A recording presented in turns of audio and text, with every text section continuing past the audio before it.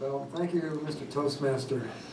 Those of you who are old like me, and maybe not quite as old as I am, may recall on November 22nd, 1963, and where you were when President Kennedy was assassinated.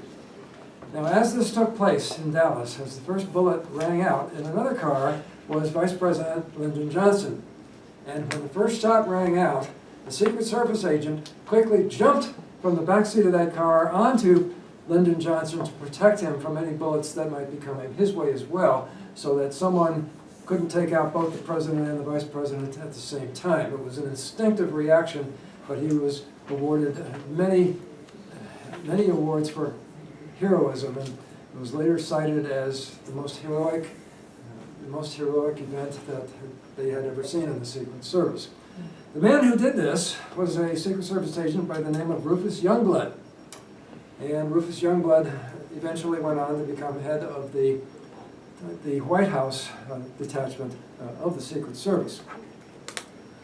So while those of us that are old enough remember a lot about this, perhaps it's time to fast forward about 3.5 years and a half a world away, when then a brand new ensign by the name of Carl Thormeyer showed up for duty on Guam in February 1967.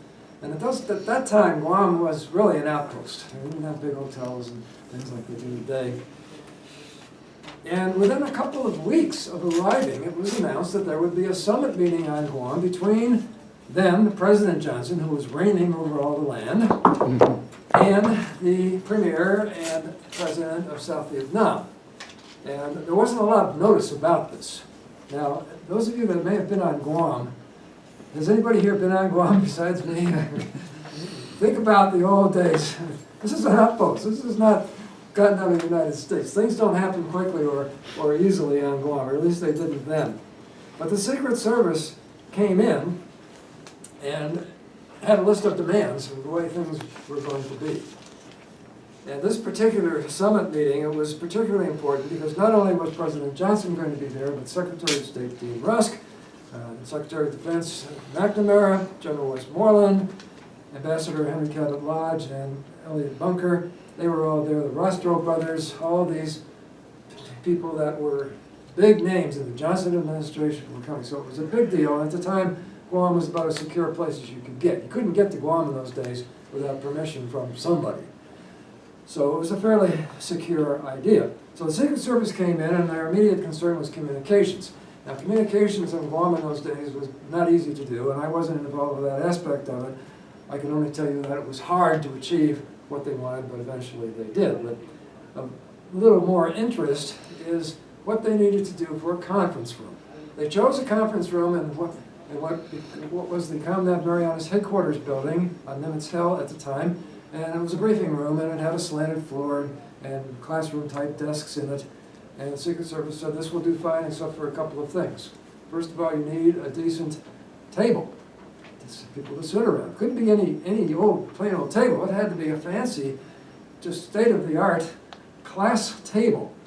And in fact, it had to be made out of mahogany, and it had to be big. So that was one demand. And the second demand was you need a carpet in here. We need to level the floor. Forget the sloping floor. Level the floor, and we need a carpet that is a gold carpet, 1-inch deep plush gold carpet. To which the response of the Secret Service is, we don't have anything like that on Guam. And their answer was, get one. Don't mess with the Secret Service. The short version of that story is they finally found the carpet in San Diego, and they had a police escort to bring it up to Travis Air Force Base, flew it out to Guam, barely got to the conference before it started, and got it installed, and everything was fine. But those were tough times. Now, as the week of the conference arrived, the president doesn't travel by himself. There's an entourage that goes along with him. There are press people. There are assistants of all kinds and stripes, and military advisors. And so those of us who lived in the BOQ and the housing near Nimitz Hill, we all got kicked out of our quarters. I had to go live on the Proteus, which was a submarine tender down in Apra Harbor for a week while all of this was going on. And some Air Force general slept on my bed during the conference. Even the admiral had to leave his quarters, and because the president needed a place to sleep. So everybody kind of got bumped along the way, and no one was in their own bed for about a week. Now, as the day came for the conference, lo and behold, out to the east of Guam forms a tropical storm, which never happens in March, but it did it this year. And so weather became a problem. Now, being a weather guy, at the Convent of Marianas building, the part of the building was what was then Fleet Weather Central Guam, and it was a low part of the building, and on the roof, I had installed a rain gauge, and every day I read the rain gauge. Secret Service said, "You're not reading the rain gauge." So for 3 days, Secret Service didn't allow me to read the rain gauge while this tropical storm is passing through. So I don't know where their priorities were, really. But that was definitely a situation that wasn't very pleasant in my situation. So the day came, and those of you who remember the Johnson administration remember what a great politician he was, and how he was really friendly with everybody and shook everybody's hand. Not true on Guam. There weren't any voters on Guam. He was all business. And they just marched on by. They allowed us to stand outside the building and watch the whole entourage come in, because we all had these badges, presidential party. And I still have mine. I finally found it last night. Wow. And we were wearing, oops, doesn't stay on.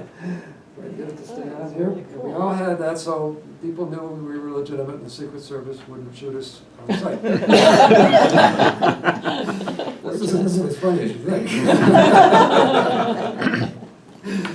So we watched all of the entourage go in, Rusk, McNamara, the whole group, and we were pretty impressed that we were actually standing literally next to these people. They weren't any further from me than Tatiana is from me right now as they walked into the building.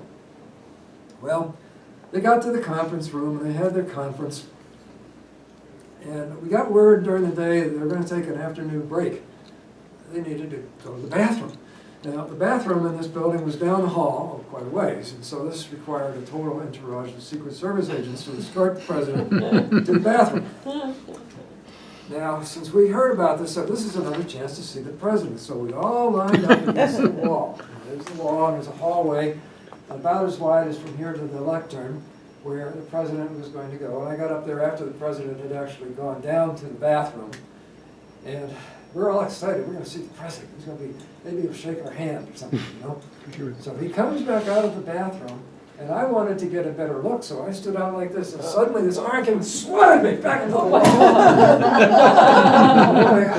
What did I do? I'm going to jail. I saw this guy, this big guy, with a name tag just like this, and I read his name on his name tag, and it was R. Youngblood. Whoa! So, not messing with this guy.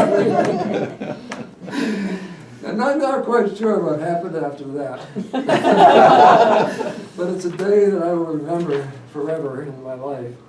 And there's a moral to this story. The moral of the story is when the President of the United States has to go to the bathroom, stay out of the way. Mr. Postmaster.